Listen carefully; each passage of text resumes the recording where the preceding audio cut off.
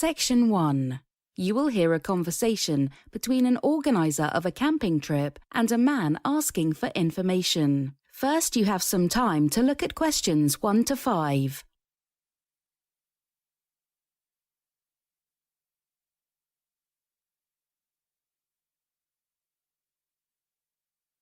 You will see that an example has been done for you. On this occasion only, the conversation relating to this will be played first. Hi, this is Roberta. Who may I ask is calling? Hey there, Roberta. Joan Roberts gave me your number. I'm calling about the, camping trip at the lake. Big Bear, is it? Oh, my name's Colin, by the way. Colin, yes. Joan said you'd be calling. You and your son are coming along, right? Yes, Peter and I are really interested, but I've got some questions for you, if you don't mind. Do you have a few minutes? The camping trip is at Big Bear Lake, so Big Bear has been written in the space. Now we shall begin. You should answer the questions as you listen, because you will not hear the recording a second time. Listen carefully and answer questions 1 to 5. Hi, this is Roberta. Who may I ask is calling? Hey there, Roberta. Joan Roberts gave me your number. I'm calling about the, camping trip at the lake. Big Bear, is it? Oh, my name's Colin, by the way. Colin, yes. Joan said you'd be calling. You and your son are coming along, right? Yes, Peter and I are really interested, but I've got some questions for you, if you don't mind. Do you have a few minutes? Of course, Colin. For starters, what's the schedule like? It's a short trip, a little less than 2 full days. On day 1, we'll all meet at the public library and set off at 6 a.m. How long a drive is it to the campgrounds? It's 1 hour exactly. So from 7 a.m. to 2 in the afternoon, we'll get everything set up. After that, we'll have lunch and review the schedule so that everyone knows what's going on. Once that's done, we'll head off to hike the grassland trails for about 3 hours. And from about 5 p.m. until lights out, we'll do a nice dinner for everyone, share stories, and teach everyone some campfire songs. Sounds perfect. What about the second day? Well, it's an early start that morning. Everyone should be ready to eat breakfast by 6. 7:30 to noon, we'll float on the Whitewater River. Lunch will be served at noon and we'll break down the camp starting at 1:30 p.m. After that's finished, we'll head back to town. Any equipment we should bring along? There'll be life vests for everyone, but the part of Whitewater we'll be floating is quite calm this time of year. As I'm sure Joan mentioned, everyone will need to bring a full set of camping gear. I've got a list here somewhere. Okay, each person should bring a tent, sleeping bag and pillow. For footwear, a pair of good, sturdy boots for hiking is best. Those can be worn for the rest of the trip too, but I'd bring along some old shoes for the floating trip. As far as clothes go, just the normal stuff will be fine. Jeans, some t-shirts, socks, that sort of thing. Remember also to bring some stuff in case of emergencies. Everyone will need a torch with extra batteries. Before you hear the rest of the conversation, you have some time to look at questions 6 to 10.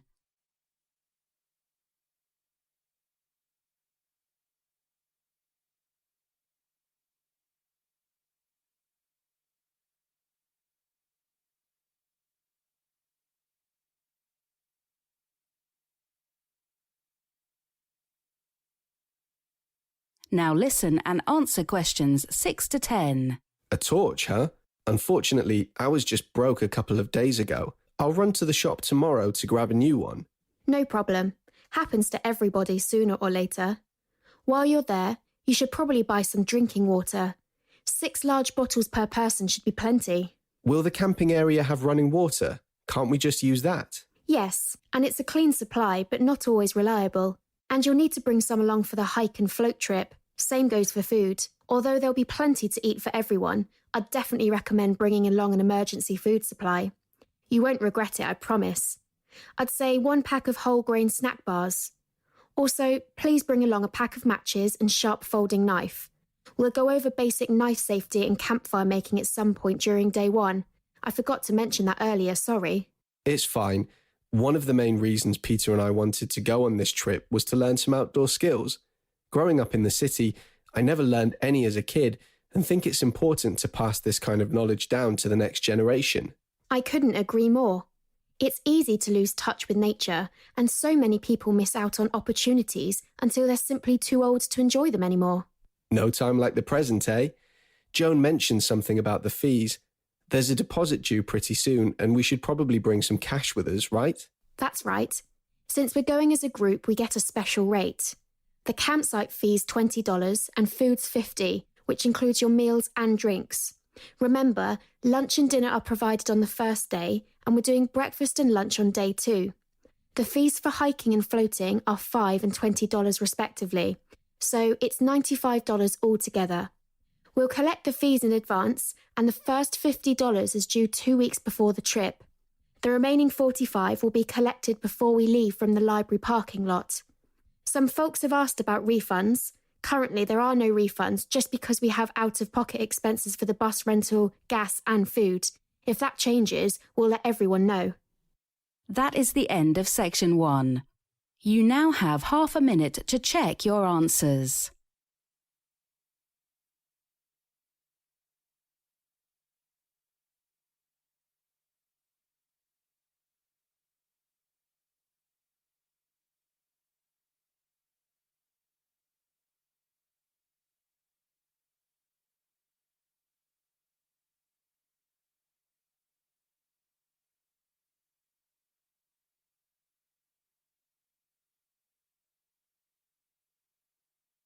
Now turn to section 2.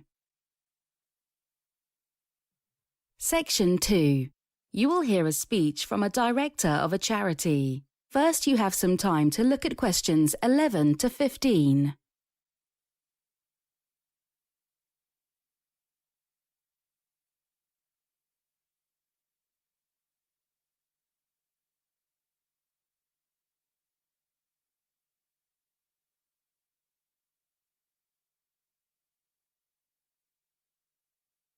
Listen carefully and answer questions 11 to 15. Hi everyone, and thanks so much for being here today. I've got to say I'm encouraged by the number of people in our communities, both locally and in the province, who have shown up to provide help and support. First of all, I guess I should introduce myself. My name's Robin Liu, and I'm the director of the Shelter Society, which, of course, provides all sorts of vital assistance to the homeless population. Now, for some of you, this may very well be your first time to be here with us, and I believe it's necessary to understand a bit about the Society's background and why it does what it does. Since opening its doors in 1953, the Society's come a long way. It started in the basement of the Cedars restaurant over in Sidonville, just 20 miles from here. From those most humble beginnings, though, things have really taken off. Headquartered in Camdenton, we now have offices in 7 cities, including here in Carson City, and employ 50 full-time staff members. Nearly 500 volunteers pull together each and every year to help the Society with its fundraising and homeless assistance activities. Now, our mission statement includes not only providing the homeless with the assistance they need when they need it, but also a commitment to bettering their lives. I know that when most people see homeless folks on the street, they look the other way or are just not sure if there's anything they can do. But I'm here to tell you that this is a condition, however temporary, that can affect any of us at any time. Just look at the numbers. There are over 1,000 homeless here and more than 50,000 in the province, representing a 50% increase in the last 10 years and 30% in the last 5 years alone. That by itself tells us there's a pattern to the issue, and that pattern is economics, plain and simple. Our area manufacturing facilities have closed, charity funding is at an all-time low, and cuts in government programs certainly haven't helped matters. More and more of our citizens and former neighbors desperately need our help. Even if you can't donate money because things are tight, donating your time is just as valuable. Before you hear the rest of the talk, you have some time to look at questions 16 to 20.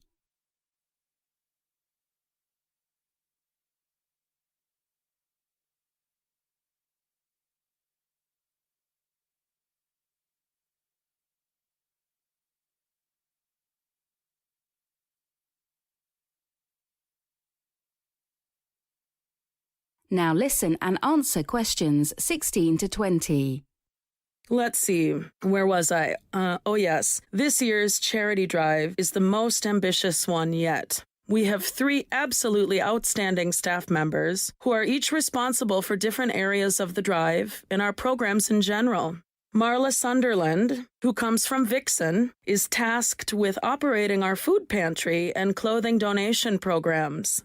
The food pantry helps people help themselves by offering items that can be taken away to be prepared and eaten at any time. As we're always in need of more food for the pantry, Marla wanted me to say that if you wish to help out, please donate any tinned items, such as soups and veggies and dry goods, like oatmeal, cereal, and powdered milk.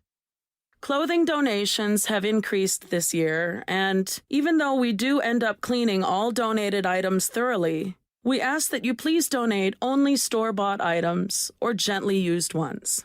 Please no torn or ripped items or anything missing buttons or anything like that. It'd be great if the pieces came to us in decent condition. Next up, we have Leticia Perez from right here in Carson City. She operates our soup kitchen, which provides hot meals to the homeless 5 days a week. The kitchen takes a lot of time and effort, so aspiring chefs are welcome. Leticia also funds our new child care facility. Although it's just started, we're serving the children of several families already. We need talented volunteers, though, and anyone with previous education experience is welcome to come lend us a hand. Last, but certainly not least, is our most senior staffer, Dr. Roman Aronov. Dr. Aronov has been practicing medicine for over 30 years in over a dozen countries and runs our health clinic and job placement assistant programs. I'm sure by now you're familiar with his work. The Shelter Society's health clinic program is among the best in the nation, offering free primary and preventive care for our most impoverished citizens.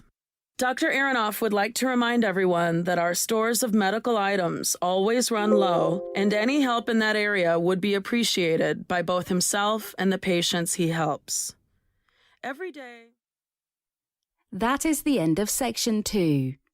You now have half a minute to check your answers.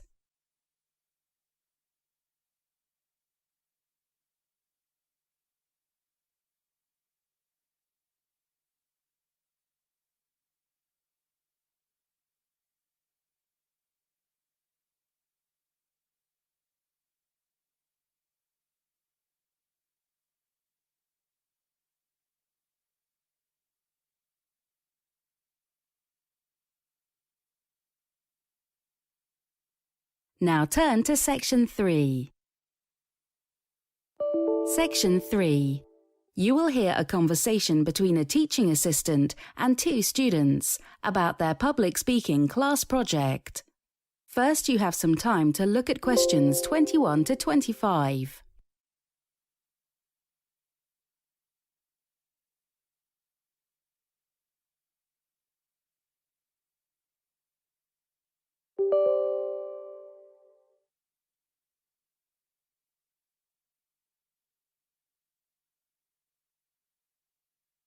Listen carefully and answer questions 21 to 25.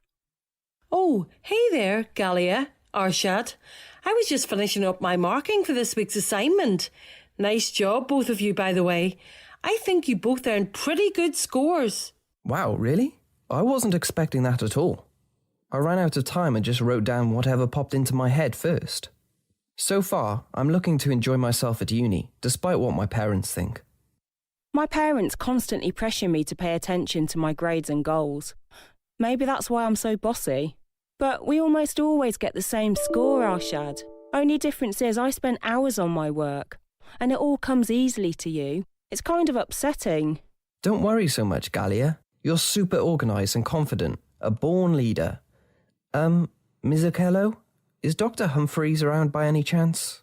I know he's been out, but we thought we might catch him before the weekend. Is he still on holiday with Mrs. Humphreys?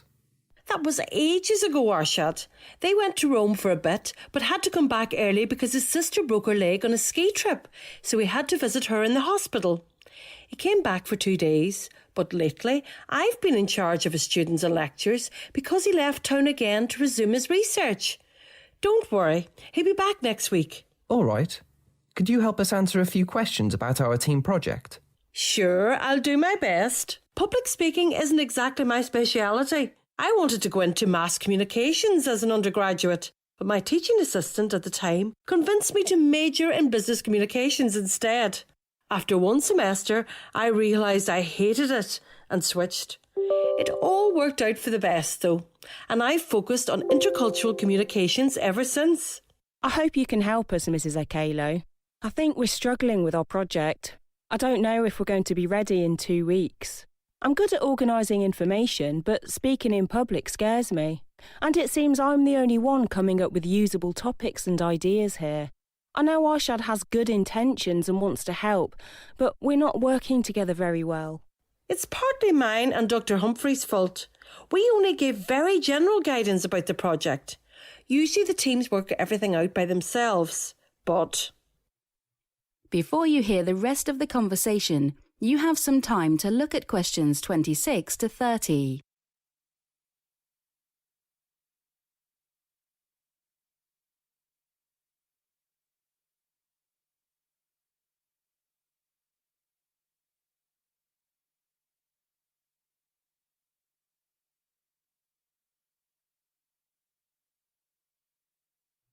Now listen and answer questions 26 to 30. Is there anything we can do? I just know there ought to be some way to use our talents to our advantage. I honestly believe that we can come up with a good presentation if we try hard enough. Talent? You can't be serious. Do you have some deeply hidden talent I don't know about or something? Look, Galia, I think you're a nice person. I know I'm not the most motivated student in the world, and I'm certainly not overworked. But if this project's going to succeed, you'll have to treat me as an equal, okay? Well said, Arshad. Galia, I know you're under pressure, and with a little practice, you'll do well in your part of the project, which will look great in your CV.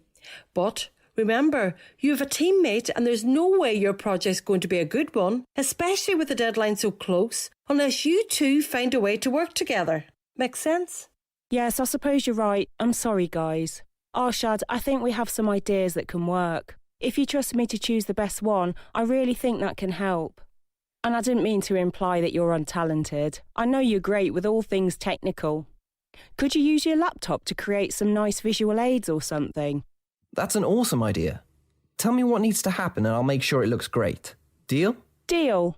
See, I knew you two would be all right. You just have to work together, that's all. Arshad, any idea what you want to do after you graduate? I think you have a bright future in technology. I know you said your folks were in finance. Any interest there? I'd really like to have my own business. Just not sure what kind yet. Galia? Actually, I wanted to be an entrepreneur for the longest time too. Funny. I didn't know we had that in common, Arshad. Now that you both have found some common ground, it will be Galia's job today to settle on a topic. Once that's done, Galia, let me know. Normally, you could come back here to the office, but I'll be over in the IT department trying to get my email fixed. Best option is to call me, all right? That is the end of section 3. You now have half a minute to check your answers.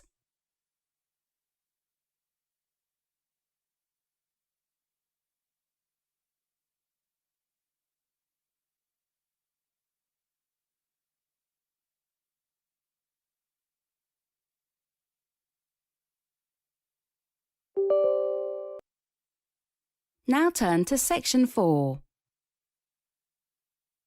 Section 4. You will hear a speech from a scientist. First, you have some time to look at questions 31 to 35.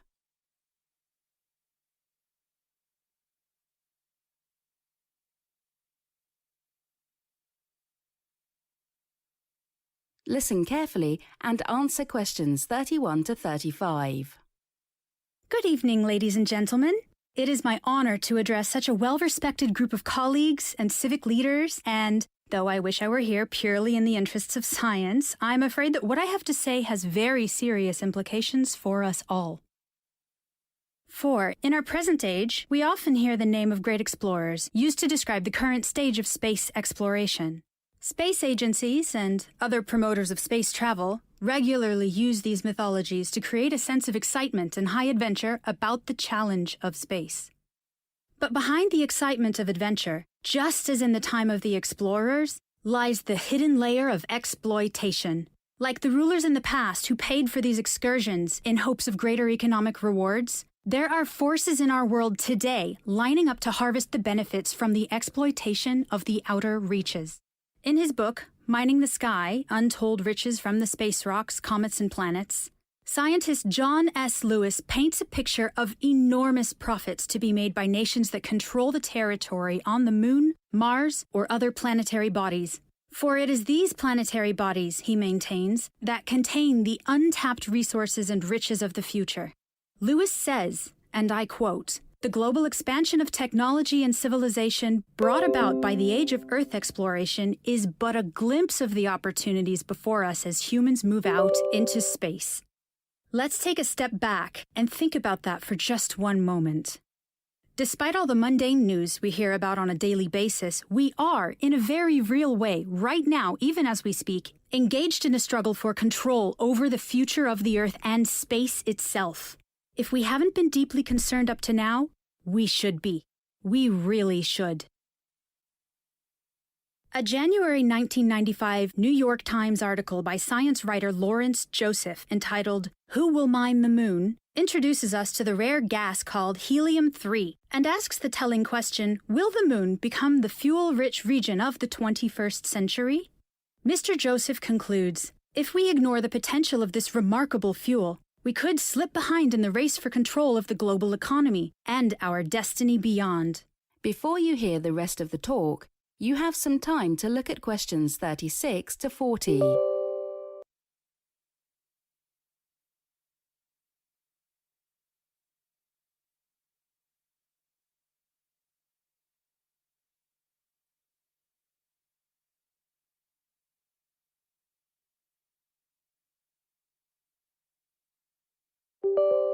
Now listen and answer questions 36 to 40.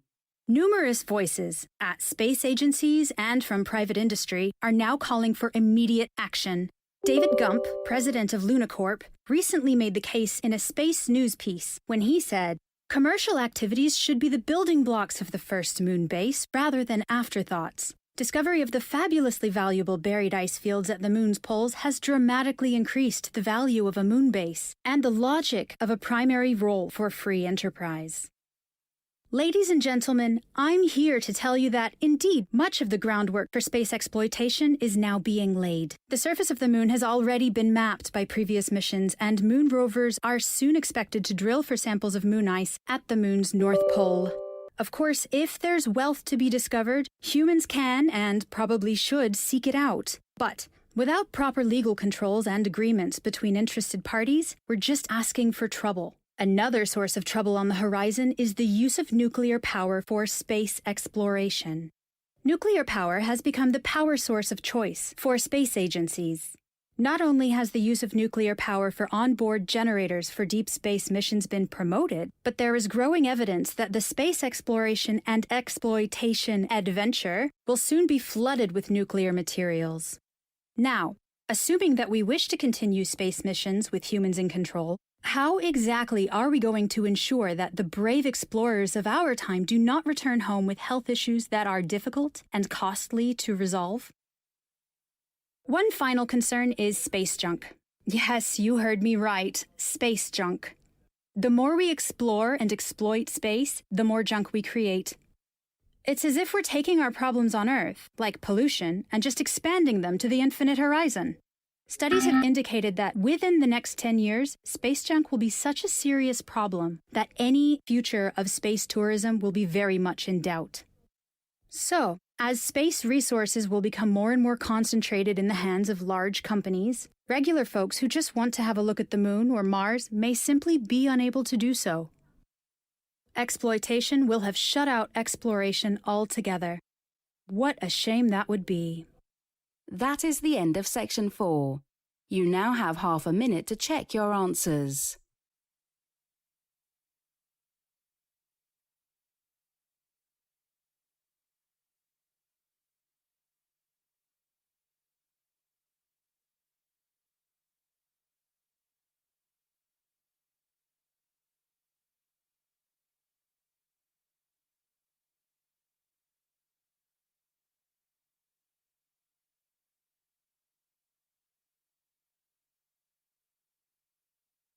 That is the end of the listening test.